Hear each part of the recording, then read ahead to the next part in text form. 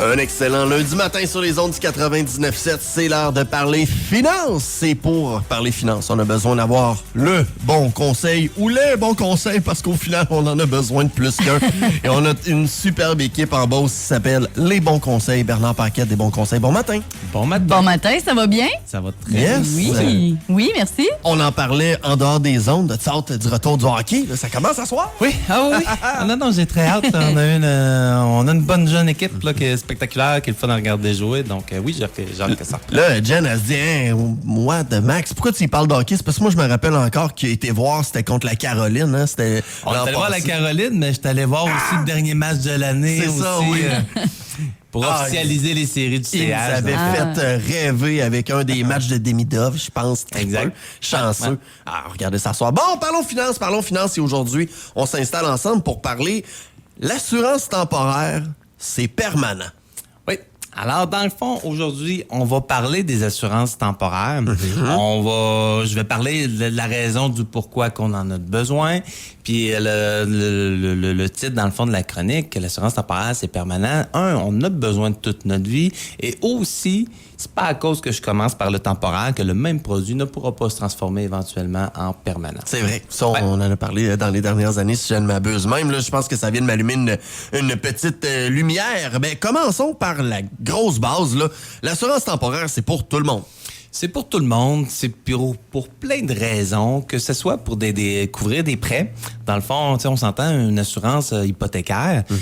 Oui, les gens, des fois, l'associent comme un produit unique qui se vend par la compagnie, la banque, dans le fond, l'institution qui vont la financer, l'hypothèque, mais c'est pas le cas. Tu sais, une assurance hypothécaire, en fait, c'est qu'on protège notre vie pour notre conjoint, notre partenaire, nos proches, ça devenant le cas du décès, qui ne soit pas pris avec une autre hypothèque, que ça se claire dans le fond, puis c'est joint avec une assurance invalidité-crédit. D'accord? Fait qui va payer les dettes, advenant le cas que je ne sois pas capable de travailler. Mais c'est pas un besoin qui va être ad vitam aeternam. C'est pendant une période X que je vais en avoir de besoin. Par la suite, j'en ai plus de besoin. Donc, est-ce que je dois couvrir ça avec du permanent? La réponse, plus souvent qu'autrement, c'est non.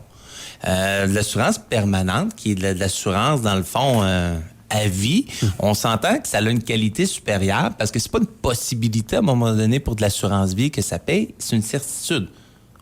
On va tous mourir un jour. Donc, quand on a une police permanente, c'est certain qu'on a une capital assuré va payer.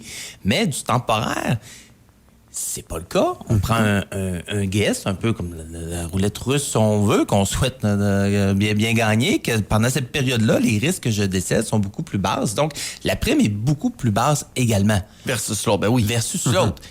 Parce que c'est un enjeu, pour prime égale, on irait beaucoup plus vers les côtés permanents que le côté temporaire. Sauf que dans la vie de tous les jours, le coût a une importance capitale.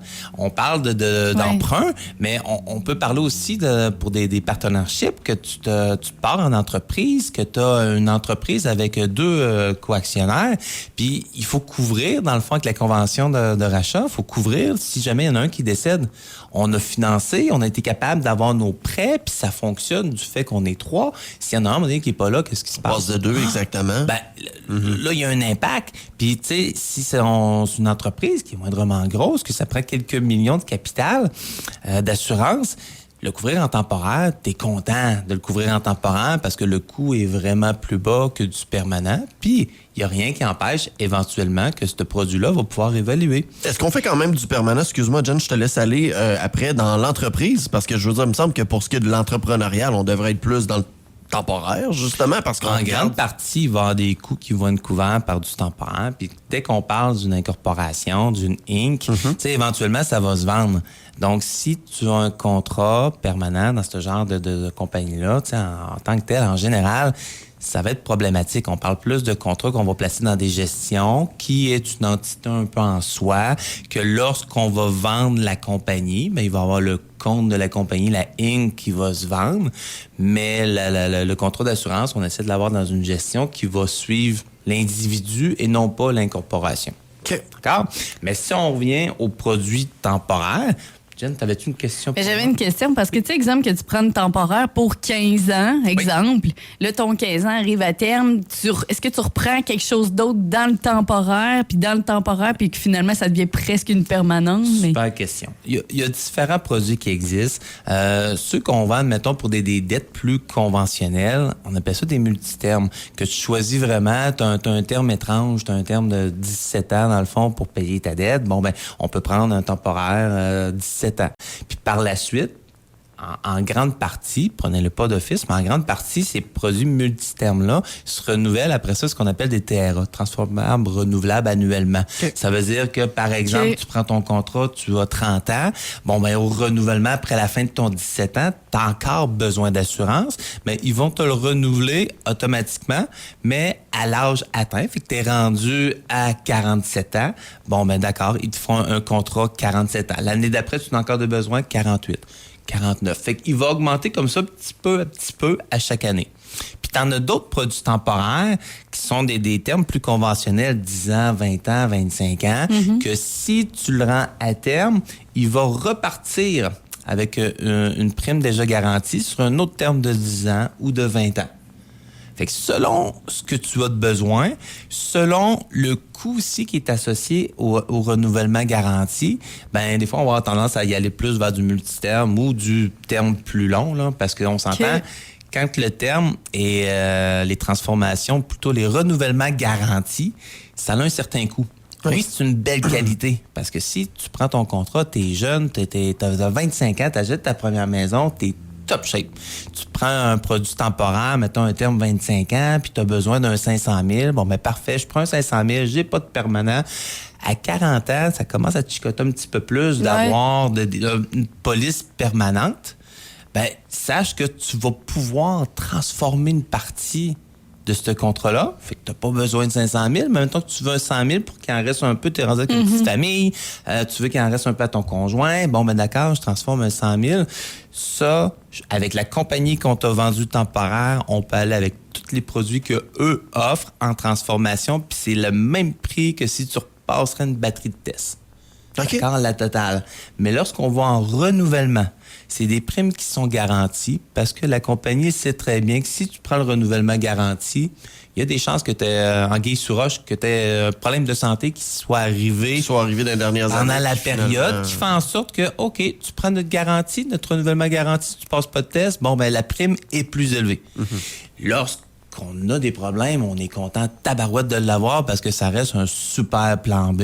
Puis si on a la santé, ben on refait la totale. On remagasine, puis on regarde qu'est-ce qui serait le mieux pour refaire un terme de tant d'années avec une tarification. Puis on garde tout le temps en backup que c'est pas à cause que tu n'as pas de symptômes, que tu n'as rien, parce que dépendamment des capitaux, des fois, tu as une prise de sang, tu as un test d'urine. Il faut que tu ailles faire. Arrive des fois que la personne n'a pas de problème, mais qu'il y a un petit quelque chose qui sort pendant les tests, puis on se rend compte que, ouf, une chance qu'on s'était baqué avec un capital de temporaire, parce que là, on serait dans le trouble.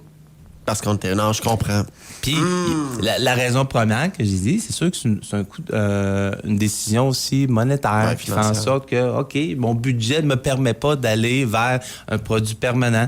Pour faire un petit exemple rapide, j'ai pris homme-femme de 30 ans, admettons un produit temporaire une vingtaine d'années versus un permanent qu'on paye toute la vie. C'est dans le non-fumeur, mais mettons qu'un 300 000 de capital qui peut ressembler à, mettons, une hypothèque, à peu près. Pour un homme en temporaire, c'est 14 et c'est pas vrai, 19 et 17. D'accord? 19 et 17 par mois. C'est pour 20 un ans, 300 000 pendant 20 ans. Okay. Pendant 20 ans, ça va me coûter tout le temps la même affaire. Puis je vais avoir un produit exact qui est en vigueur, qui va me permettre de transformer, qui va me permettre de renouveler. Une femme, on est à 14,85.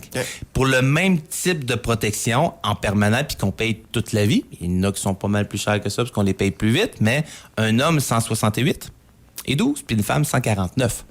À la même âge. Fait qu'à la même âge, des hommes-femmes de 30 ans, donc beaucoup plus cher. Puis on comprend par cet exemple-là que si on l'extrapole sur une compagnie, que c'est un 3 millions, on s'entend que les chiffres proportionnellement vont être aussi grands aussi, le clash entre les deux. Fait que ça devient des protections excessivement coûteuses. Puis, aujourd'hui, souvent, notre salaire va être beaucoup plus haut dans 20 ans, 25 ans, 30 ans. Fait que oui, je vais être plus vieux. Ma police va me coûter plus cher si je la prends plus tard, ma police permanente. mais ça se peut très bien que j'ai plus les moyens de la payer pareil, même si elle me coûte plus cher. Aujourd'hui, alors que tu es avec la petite famille, que tu commences et que tu veux bâtir quelque chose. Exact. Fait que des fois, au lieu de dire, hey, mon budget me permet juste de prendre un 25 000 de permanent, par exemple, si on s'entend à 25 000 aujourd'hui, t'es pas dans le trouble si tu as payé des derniers frais, des frais funéraires, mais le même 25 000, rajoute 40 ans à ça. 25 000, ça va valoir quoi? Absolument rien. Ça va valoir l'équivalent de 5-10 000 d'aujourd'hui. Donc, à un moment donné, j'aime mieux que mes clients prennent une plus grande protection en temporaire, puis qu'on garde dans l'idée que, OK, on sait déjà que notre assurabilité, là, notre santé, elle a été couverte aujourd'hui avec du temporaire. Éventuellement, quand les revenus, les ressources seront plus grandes, on transformera à ce moment-là une partie de la totalité. Une priorité un peu plus. Exactement, parce que ça reste toujours pourquoi qu'on a besoin de cette assurance-là.